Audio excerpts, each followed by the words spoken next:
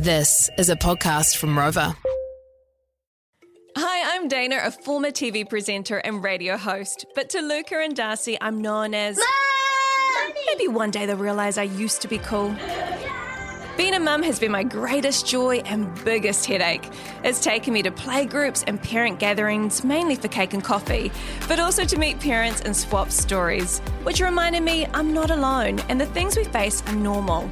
And that's what this podcast, Parents We've Met, is all about. I was like, hold on, I'm climbing the wrong ladder here. And it was really easy to step away from acting at that point, don't get me wrong. It's something I'm passionate about. But right now, we got 3 young, beautiful kids, and that's got to be my focus. I don't think we're meant to do this parent gig alone, and I knew I needed a bit of a coach to help me along the way. And that's where Jenny comes in. I believe in you, Dayna, and I can help too. I read Jenny's book, KFC, which at first I thought was going to be a mean recipe, but instead I found what I was really needing. I needed to know how to be kind, firm, and calm. Every parent has their own story and their own struggles, so join us as we chat through the magic and mess of this parenting gig. Ka pai, Jenny. Welcome to Parents We've Met. We've got another dad guest for you this week, and I have to say this chat was thought-provoking in so many ways.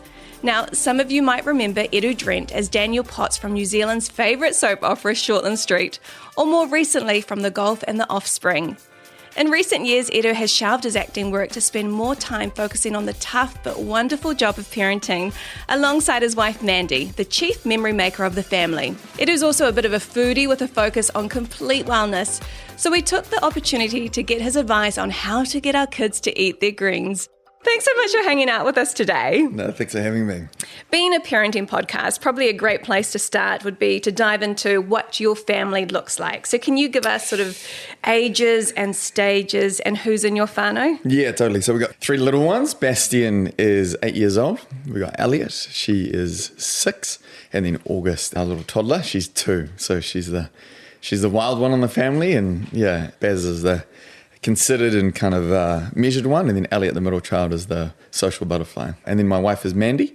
Yeah. And is she the glue that keeps it all just ticking along? Yeah, I think like many mums are, but Mandy does a great job of, managing the household and kind of just keeping the fun and the life happening. And when things get too serious, Mandy's always the one that brings she's the memory maker. She is really good at making just wonderful memories for us as a family and always comes up with great ideas on how to do that. So yeah, but I think we all play our respective roles fairly well, but have a lot of room for improvement as well. So, yeah. Don't we all? I love that memory maker. That's good. I remember when you and Mandy got married, you guys promised each other a full life with epic adventures. Now, little did we know. 3 kids. I mean, that's pretty full. Yeah. And has it been as epic and has there been as much adventure as what you thought there might be? Well, I think naturally when you first embark on this journey of, committing a life to another person, you have no idea. Right? You have no clue what's in store. And it may mean one thing and then, a few victories and a couple of hardships later and it means something completely different because you're 2 different people. I love this quote, no man enters the same river twice, right? Either the man has changed or the river has passed. And so I think same thing for us. It's like we are completely different people, but the commitment has been to grow together, to keep adventuring together and to keep kind of living life together in a way that meets both of our needs. And I think through that epic adventure is something completely different. But yeah, we've lived in Melbourne, we've lived in LA, we've lived in Sydney. I've been on this acting journey. We've started a business together. We've got 3 beautiful kids. And so, yeah, it's full, it's rich, but it's still evolving and still growing into something new as well. So is it what we imagined? It's completely different. Had a lot more hardship than what I thought. But at the same time, it is a beautiful life and we've got some incredible memories together. So, and, we'll keep trying to make those. And I think the other thing is we initially wanted 5 kids. So we're like, we're going to have 5 kids. We want a full family. When we're 65, around the table. And then we had 1. And we're like, maybe 4. And then we had a second one. We're definitely knocking out at 3, right? So you never know. You kind of have these grand ideas of what life is. And then you experience some stuff and things change. But I think the one thing that we have held on to is this idea of creating epic memories for our kids and the way we live our lives and, the experience that we can give them. Yeah. Has there been, speaking of full night sleeps, have you had many of those? Honestly, I don't know, that's probably one thing that led us to stopping at 3 is we breed children that hate sleep. And Baz, he didn't sleep through until he was 5.5. So there's a period in my life where I couldn't open both eyes during the day because he'd get up at like 4:30 and then just be like, and people would be like, oh, you should put him back to bed. I'm like, have you tried putting a 3-year-old who doesn't want to sleep back to bed? Like, what do you, like, show me this voodoo technique that you have, because I have zero idea how you do that, right? So we very quickly became morning people. I've never slept properly since, but finally getting to a rhythm now with our youngest, who's 2 and sleeping through, and we finally, but Baz still gets up at 5 a.m. and so I get up at 5 a.m. Yeah. My little girl, so she's 3, she sleeps through. She's all good. But my 6-year-old, every night he's looking for me for a cuddle. Yeah. Every night. Yeah. I don't think I've had a night that he's not, I've woken up and his face is like, you know, I can like, oh, someone's right here. Isn't that the weirdest thing when they're like, when you're like, I'm sleeping, but I can feel someone staring at me. Oh, there's my child just standing next to my bed staring at me, you know, like, yeah. So, we have a similar kind of thing as well. Alongside the sleep deprivation, parents have different roles, they get different strengths, stuff like that. Where do you see Mandy? What are her strengths? What does she bring to the parenting table? I think Mandy, she's an incredibly kind soul and is really good at finding the moment to just be together and to just enjoy what we've got. Yeah, so she's got this real kindness that she approaches parenting with, which I think is really lovely and really beautiful. And then she's also very intentional in how, you know, the way that we celebrate things and the way she plans our kind of, you know, these moments for our kids or for us as a family. Whereas I'm a little bit more reactive but more kind of like, oh, sheesh, we've got the weekend coming up. What are we doing? Yeah, so I think there's a nice combination there. She has a real softness to us, and I see that in our kids, and it's a really beautiful quality. Yeah. I was looking at your socials and speaking of bringing the fun and what Mandy does, and it feels like there's so much partying, like kids' parties. Yeah. And you guys are always dressed up. I mean, is that part of, I suppose, a family tradition? Like when you have birthdays, you go big and they're really celebrated? Yeah, so when we got married, this idea of what are we both bringing to the marriage and what are we packing in our suitcase and what are we leaving behind? One family motto that Mandy has is they know how to celebrate. Her mum's Christmases are like insane. Like you walk into some sort of fairy world or Christmas Wonderland every time, right? And so she loves celebrating well. So the birthday party, she makes a big effort. There have been times the previous night at 2 a.m. where I'm like, never again are we doing this. But no, it is really cool, and it's something that she, you know, has to take full credit for, because I can't, because it's all her. I find ice cream cake, we will never have that in our home again. There is some sort of colouring thing that makes my kids go crazy. It's actually forbidden. Totally. Even if we go to a party and there's ice cream cake, I'm like, can you please give my kids the smallest little slice there? Yeah. I reckon kids are really good at, with their little fingers, finding pain points in our lives, you know, things that maybe we haven't totally worked through, we're still working on. What have you learned about yourself through parenting so far? Well, I think like any pressure in life, it's like a magnifying glass, right? And so you very quickly see the cracks. And I think kids have a way of exhausting you and then putting you in pressure moments really quickly, where they, to your point, poke your triggers. And so I feel like in general, it's just a constant journey of bringing a mirror up to yourself and making you see who you really are. For example, one thing I'm working on at the moment is just, I love my space in the morning. I love waking up and layering my day with my own kind of morning habits and whatnot. And it's really hard to do that when you got an 8-year-old who wants to hang out as well and, you know, is really interested in your time and your attention. And so for me, it's about actually learning, oh, okay, cool. Why is that so important to me? Like what about my need to like control the start of my day is so important to me that not having that almost sets me off in a really kind of negative direction, when actually I've got this incredible child who just wants my attention, wants to play. And I've found this like it's an annoyance, but it's actually this beautiful invitation. Firstly, why is it an annoyance? And secondly, what's the other opportunity that exists there?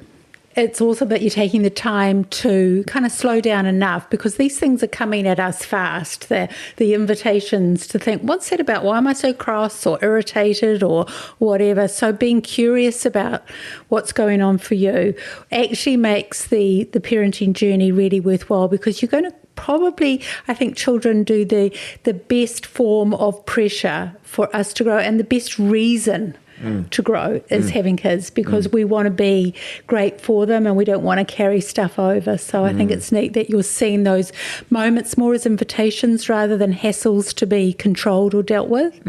Oh, don't get me wrong, I do see them as hassles to be controlled for a fair share amount of the time.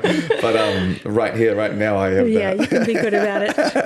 I thought you were going to say, and so I get up at 3 a.m. so I have time for myself. And that's what used to happen, right? I used to chase myself earlier and earlier until there was a point where I just wasn't functioning. It's such a balance, though, our time and having time, for friendships, and not only being with friends, but growing those friendships and time with our partner, and then also trying to find time alone, time with family. I mean, how do you and Mandy balance trying to find those moments? Yeah, it's a really good question. The way I view it currently, a mentor of mine used to ask me 6 clarifying questions, right? Who are you? What do you want? Why do you want it? What price are you willing to pay? Then the next one is a one which says, which season are you in? And then the final one is, what does your community say? And these are great questions for any time you're at a crossroads or trying to figure out. But I never quite understood 5, what season are you in? And partly because I was too mature, I wasn't in the space where I kind of had to consider the change of seasons, right? And that's kind of because we were in a fast-moving, forward-moving, I was an actor and we're going around the world, and it was all a lot of momentum. But with kids, it's made me realize actually we're now in a season where the resolution of our life is pretty, there's probably 4 pixels. There's family, kids, business, and maybe social or, some sort of physical need, right? And so to answer your question, I think this is a season where we've had to say no to a lot. There's a bunch of things that I'm just not doing because we're just not in a season of having to, having these raging social lives, and it just looks different, So balance for us is going, hey, what's the bare minimum we need in the key areas of life? I love this idea of sharpening the saw. So emotional, mental, physical, spiritual. What do I need at a real base level in those areas to function and to be half sharp? So when I turn up to work or when I turn up with my kids, I can actually, input a little bit and just have really low expectations of what this season of life is. I've got a friend who's like, oh man, I just want to go out again with my wife and go to a festival. And I'm like, yeah, that's amazing. And one day you will. But right now, as a father of 3, you're it's probably going to be pretty hard to, if you hold on to that too dearly, it's probably going to cause a lot of tension in your life.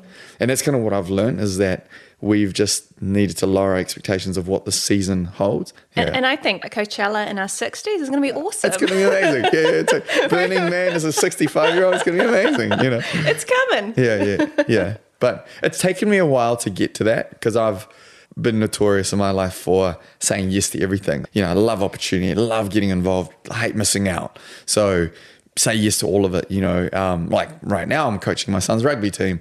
Don't really have enough time, nor am I a rugby coach, but I really wanted to get in there and get involved, right?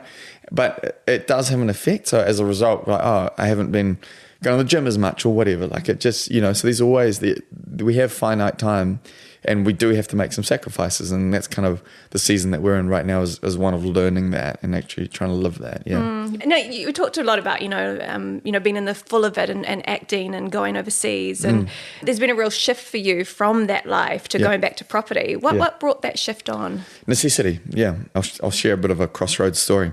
After I was working in Australia nonstop, went to LA, had 3 years of no work. And then got to this moment where Warner Brothers flew me over I was down to the last 4 people for the lead of a show called Titans. It's on Netflix. And essentially it was my kind of this is it. This is the moment I've been kind of hoping for and believe why I'm here on this planet. And went over to LA, didn't get the role, right? At the stage we had 2 kids, we're just building a house. Came back, my manager and my agent dropped me in LA. So this last 4 years of investment over there had just kind of turned to nothing. And it made us really question about, okay, what are the things we want? So we asked those questions and we're like, okay, well, things that are really key for us is being involved in a local community, being close to my parents, being close to Mandy's parents so the kids can know them, being part of a local school, having autonomy of my time, of our finances, of the ability to give our kids experiences. And I kind of ran down this list and I thought, man, this contract that I'd signed with Warner Brothers, that would have led me to Vancouver, would have led me to being up there for the next 6 years. We're not in a local school, not in a local community. We're away from my parents, away from Mandy's parents. We don't really have autonomy of time. If I'm called on set for 3 a.m., I'm called on set for 3 a.m. I was like, hold on, this is like, I'm climbing the wrong ladder here, right? And so this is where I realized actually the need for the season, the necessity for the season is something different. And it was really easy to step away from acting at that point once I realized that. Because suddenly I realized, I can't give my kids any of the things that I want if I continue to climb this ladder. And nor is it the things that Mandy and I want for our family. And so pretty much overnight, we're like, okay, cool. We're just going to pack that up and that's that, right? And so we're not going to chase it in the same way. I still had some commitments here. I'd signed up to a show here that I had to do for a couple of years, and which was really fun. I love acting, don't get me wrong. It's something I'm passionate about. And in another season of my life, I might go back to it. But right now, we got 3 young, beautiful kids, and that's got to be my focus. Yeah. I heard, though, that you're actually really loving what you do now, though, and it's bringing you a lot of joy, the whole property world. And yeah, totally. Like, I was really fortunate. I studied property and finance at university, but for a long time, I was really scared of giving up acting because it's this thing I had so much identity in. It's like an athlete. If you don't believe you can succeed, what are you doing there, right? So for a long time, it's you believe this idea that the more you're there, the harder you work, and the more committed you are to your dream, that will equal success in the long run. And although I totally believe that in some instances, for other people, I think actually, hey, the season has passed. And so for me, it was realizing actually, if I let this go, there's another beautiful opportunity for me waiting around the corner. And so, yeah, that's kind of the journey I went through there. do you feel like you've got some acting superpowers now that you can use in your parenting? Like, do you tell a real mean bedtime story? Do you do all the voices and you're like, this is my time, guys, all right? I have been known to get into the storybooks a bit too much, where the kids are like, what is going on here? I think the acting journey taught me a lot about, various things. And I think, using those at story time has come to help. And I do it. I'm like, because I was on TV years ago, guys, like, let me tell you a story. I'm going to do all the voices for you. Yeah. What about making stories up? Do you ever just create your own? Yeah, I'm not great at that, if I'm honest. Yeah, Mandy's more that one. She's really kind of creative and, but I'm the one that can provide energy and kind of get into things. And so, yeah, but I'm not the greatest. Okay. Yeah. You've listened to the feedback. Yeah, taken the feedback on board and adjusted. You've been so intentional about the community you create and what childhood is going to look like for your kids. Thinking about, you were born in South Africa and spent your first years there. How different is it, these first few years they've had, to how your childhood was? Oh, man, I was telling someone about this yesterday. We immigrated to New Zealand in 96. I was 7 turning 8. I clearly remember prior to that owning a BB gun, buying fireworks, climbing on the roof by myself, like shooting a slug gun. And I was like, there is no chance that I'd let Baz do any of that right now of his own accord, right?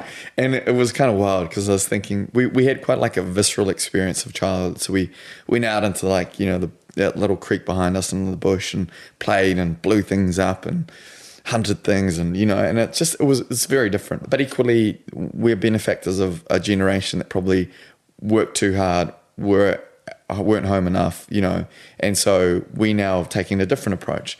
And so I think, like, although some experiences that the world has kind of removed from them in the way that we've in some ways simplified or dulled things down a little bit or made things safer, and other experiences where emotionally we're able to understand better what our kids need and what we can provide, so it's a completely different experience to how I grew up, but it has some positives and some negatives maybe. Has there been anything very deliberate that you've brought into your own family that came from your own family of origin? I think as immigrants, we are very tight as a family, a lot of empathy. We're very connected, really close relationships.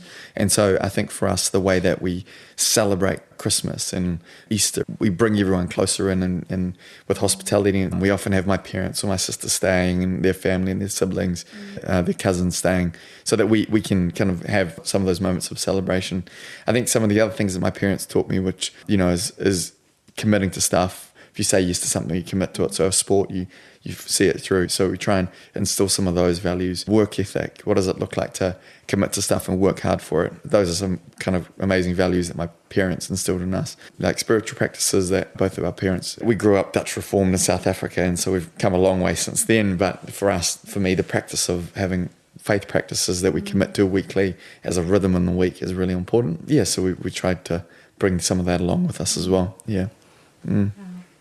I know you're really passionate about nutrition and wellness, not just for you, but for the whole whānau. Give me some tips. I mean, I sometimes Honestly, making lunch boxes this morning, and I'm like, what can I put in here? It's another Vegemite sandwich because, my kid's half Australian. Yeah. How do you ensure that your kids eat well? Oh, man, it's a struggle. Like, when our kids are no different. Just because I love it doesn't mean they do. They love it. In fact, like, Baz is, I feel like his circle gets smaller and smaller. We talk about this idea of, like a circle. If you think about circle and you're the dot in the middle and your experiences sit either inside that circle of comfort or outside the circle, like always growing our circle. And that was going really well. We were like growing broccoli on the outside of that circle and then like, whatever. And Elliot just naturally eats. She's like, her snacks would be olives, broccoli, chicken. Like that's a good day. For Baz, it's like anything white, anything sweet. If it doesn't fit within those two categories, like good luck. So he's really hard. So honestly, help me. But then our two girls, they are so easy. They just have such a wide palette, and so it's really easy. So unfortunately, Dayna, I can't give you any tips. But we've lied to the listeners. Then we said you're going to tell us how to get them to eat the greens. Yeah. So right now for greens, we're trying to just make green smoothies. We've settled on that. But also viewing food as not just like a thing of pleasure, but fuel is the one kind of narrative that we're trying to push at the moment. Because I think genuinely for me, that's how I view the world. Like it's not that I particularly like all the foods that I eat, but I go, this is good for me. And after a while, you can acquire a taste for it. So yeah, we're just trying to run that narrative for a bit and recognizing that like every decision we have in life has a consequence. But yeah, if any of the listeners know, please just send me an email. Because Yeah, ages and stages with food. But I do love the concept of, bringing the food out again and doing it with a certain nonchalance. The more you're invested in hoping and really, really wanting them to eat, children do sniff that out. So it's sort of got to be done in a fairly relaxed way, which it sounds like kind of doing that. Lots of exposure. And then I've just noticed my grandson, who's 8 years old, and he loves running, and he's starting to really connect the dots. It's like I have to fuel my body. So last night we had roast chicken here, and normally he's not into roast chicken, but he knows that kind of protein is good for him. So he's going back for seconds because he's starting to join the dots. Amazing. Amazing. So you get these little glimpses of children wanting to fuel their body and wanting to feel good. Yeah. So I just think it's a long journey. Yes. Well, so I'm discovering. But it's interesting you say that because it feels like, there's these levers, right? Like the why, and I feel like for a long time, the lever has just been like taste. Oh, does it taste good or not?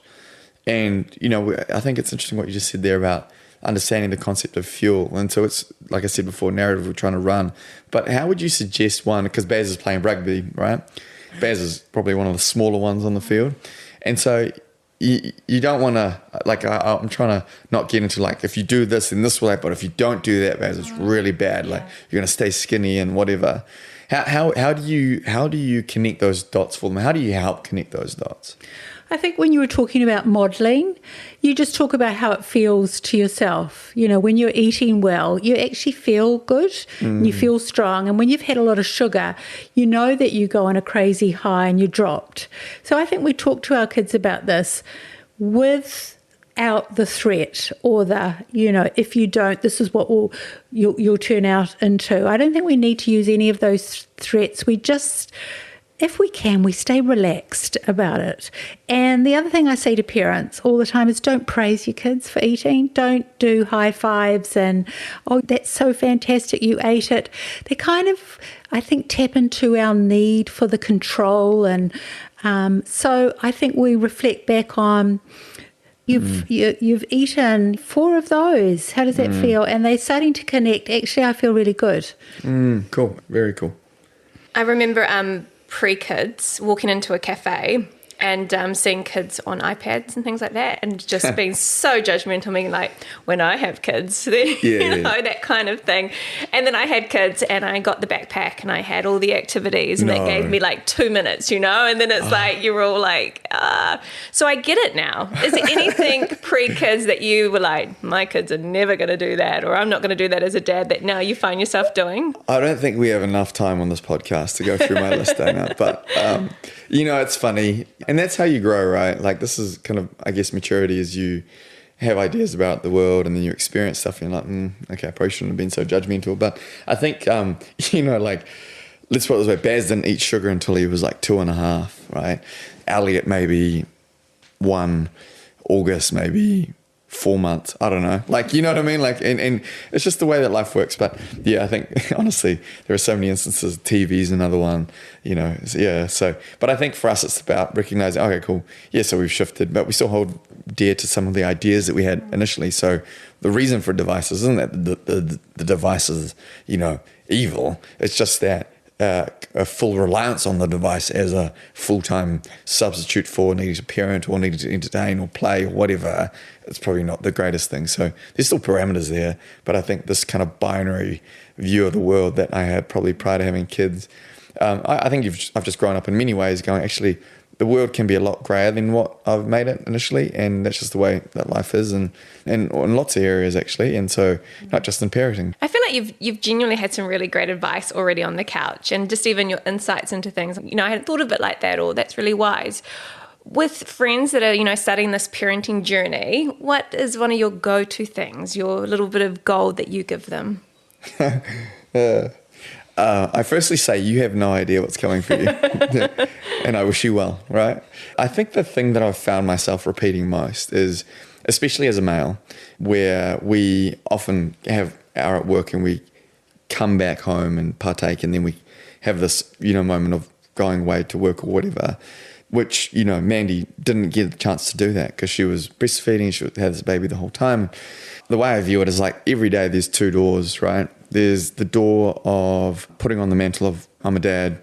I enter here. I kind of enter into the hardship and the difficulty, or the door of like, what I'd say is immaturity or the past. And you go, actually, I'm just going to deny the fact that life's changed. I'm going to try and go out with the boys, and I still want to play golf. And that's a daily choice, I reckon, as a new dad, right? So when I talk to my friends, I'm like, oh, so you've got two choices, and sometimes that choice is really hard, but it's a daily decision to actually partake and go, oh no, I'm going to step through this door of a change of season of the fatherhood mantle that I now need to carry, and I'm going to partake, and I'm going to get involved.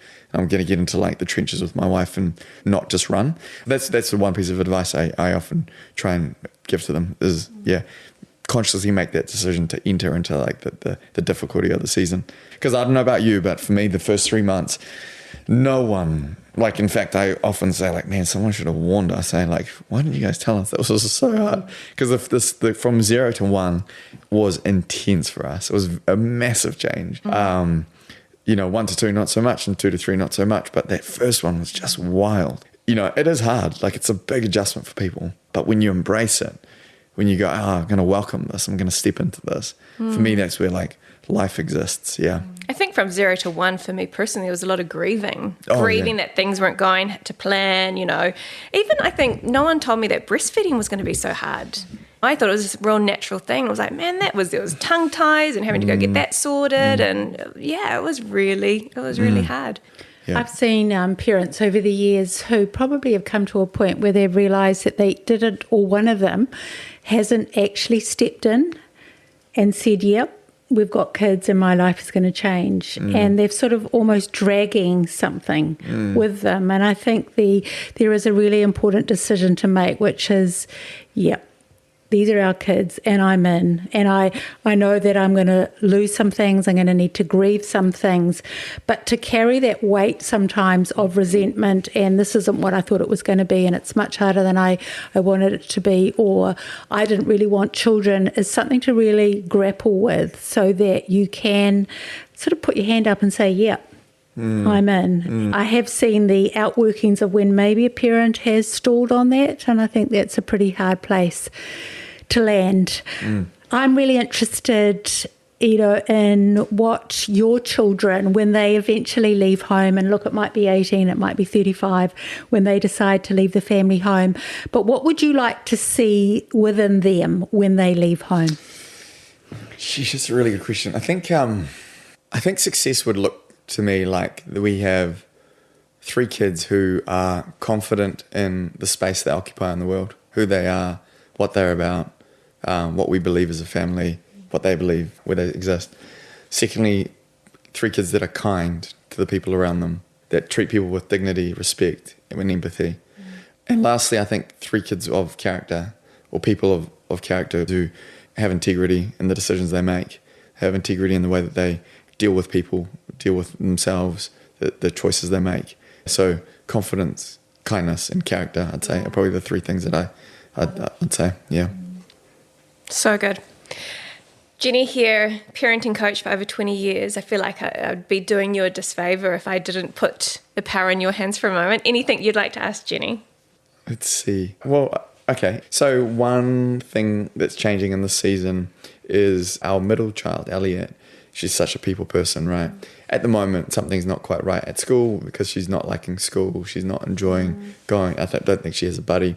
And what we've found is, she's often almost quite self-deprecating in a way, potentially to get some attention. So if I say, "Oh, that was amazing, well done," like, "Well, how do you feel about that?" She's like, "I don't like that," or talks it down. But there's something socially not right, or something's not quite happening. And I'm trying to get to like a place where I get her to talk, but she doesn't want to talk. And so you kind of sit with her. So what would your advice be in this situation where you feel like you're in the dark a little bit? Something's not right. How would you recommend like getting on the inside and getting kind of into her world and understanding what's going on for her? I love that you just notice that there's something not right. And I think that this can be hard for children because sometimes they're ashamed of their big feelings, that they might feel lonely or sad, or they might feel jealous or cross at somebody. So I think we're going to a place where when we sit with our children and they share a feeling, even a feeling we disagree with them having, that we are quietly accepting, okay, you feel.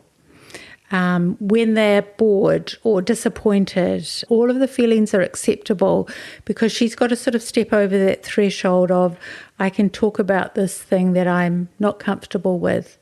And then we have to be very quick not to solve it or say, well, this is what I think you should do at school tomorrow. I think you should. And we are full of solutions and ways to navigate out of pain. And I think we're actually helping our children accept that there will be struggle and pain, but I will always have someone with me. So if I was to draw a child who might be in a little ditch or who's dipped down into a big feeling, we hop down in there with them. And that sitting there with the feeling is often the beginning of them realising that I'm okay with this feeling. This feeling will go, or there will be some solutions. I think we've just got to spend a bit longer than we think in that place. I also might, if we had a longer session, I might look at shame. Some children have an ability to feel shame, and they're often the very sensitive, caring, deep children who sometimes find their way to feeling bad about themselves. And I don't think it's anything that we as parents have done. They just manage to get there themselves. So it's a very unconditional sense of you are loved no matter what. And they just sense that very deeply in their lives. Very, very cool. It's a big question. I think we might need to do a follow-on. I catch up with Jenny, for an hour session, and I have on my phone all these notes of next time me and Jenny are sitting down, I'm going to ask this, and this, and this. I'm going to make a list and I'm going to come see you. I think it's great. Yeah. Cool. So good. Hey, thank you so much for your time and for your honesty. And I look forward to seeing your kids in the future, these great people of character and just dominating this life that they've got. Thank you so much for having me. It's been really fun. 65, Coachella, lock it in. Come on, Burning Man, 2 for 1, Okay. 2 both.